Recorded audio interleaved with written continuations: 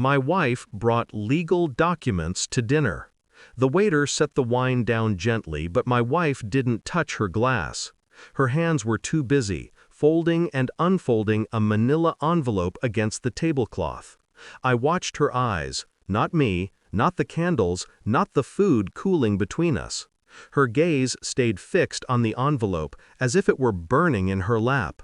Then she slid it across the table. "Just look at it," she whispered. I didn't open it, not yet. The tone told me enough. It wasn't affection, wasn't curiosity. It was urgency, sharpened with calculation. The envelope lay heavy between us like an accusation. I let the silence expand, swallowing the clinking glasses and murmurs of other couples. Her hand hovered near mine. Not in love, in demand. And then the words that shifted the air. I promised my sister 45%. My fork froze mid-air. The steak cooled, untouched. Her sister? 45%? I didn't ask of what. I didn't need to. Betrayal carries its own grammar, silent, instinctive. Instead, I reached down, clicked open my briefcase beside the chair. My fingers brushed leather, paper, steel. I had prepared for this moment without knowing why. Clause 4.3. I slid it free, set it on top of the envelope, and leaned back. Her eyes flicked down. Read the line. Stopped, and froze. The restaurant noise vanished behind the roar of my pulse. I didn't speak, not yet. Her silence was enough. Clause 4.3. A safeguard she had never noticed. I had written it months ago, hidden inside a contract she signed without reading, because she trusted me. It said no third party could profit without my written consent. Her sister's 45% turned to ash in her hands.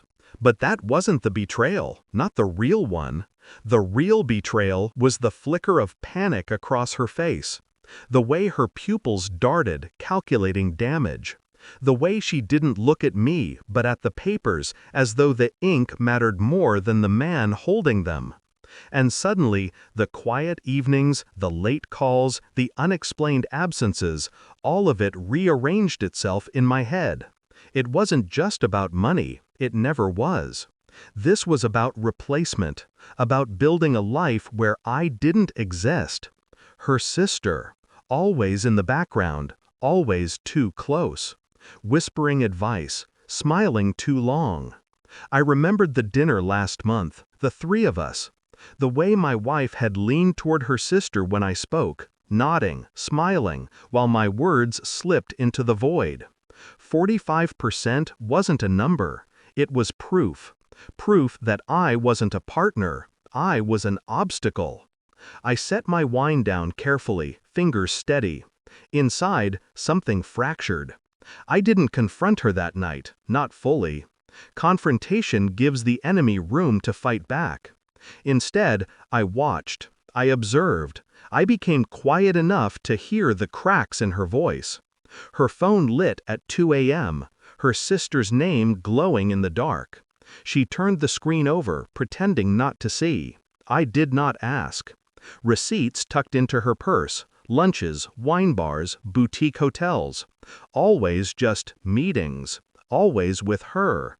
I began keeping records, phone logs, receipts, bank transfers. Every piece of paper she thought dissolved into air, I preserved. And the more I gathered, the calmer I became. Because the truth was not coming, it was already here. Still, I wore the mask, smiled at breakfast, kissed her cheek in public, let her believe she was clever, safe, untouchable. But in my mind, I walked corridors lined with evidence. I ran my fingers across doors waiting to be opened. And behind one door waited the truth. DNA results. Not of me, not of her, of our child. The suspicion had been there for years, buried under denial. The timing never quite aligned. The features didn't match. When the report arrived, I didn't rip it open. I slid it carefully, like a surgeon revealing an old wound. And there it was. Numbers that didn't lie. The child was mine by law, not by blood. Her sister's shadow stretched longer. I didn't shout. I didn't rage. I waited. The dinner was her idea, to talk business. She thought she could corner me with papers and promises, a signature soaked in manipulation. But I had come armed with Clause 4.3, with DNA results tucked neatly behind it, with silence sharper than any blade. When I placed the report across the table, she laughed at first, a nervous flutter. Then she read, and the color drained from her face. Her lips moved, forming words that never escaped. I leaned in slightly, my voice barely above the hum of the restaurant. "Whose child is he?" She broke then. Not with tears, but with silence too heavy for her to hold. Her eyes darted, searching for an exit that didn't exist. I didn't move. I wanted her to drown in that silence. I tapped the clause with one finger. No 45%. Not now. Not ever. Then the DNA report. No blood, no legacy, only lies. Her hand reached out, trembling. I slid the papers away before she could touch them. "This dinner," I said calmly, "wasn't negotiation. It was autopsy." Her eyes filled, but I felt nothing. Not rage, not grief, just clarity. I stood, briefcase in hand.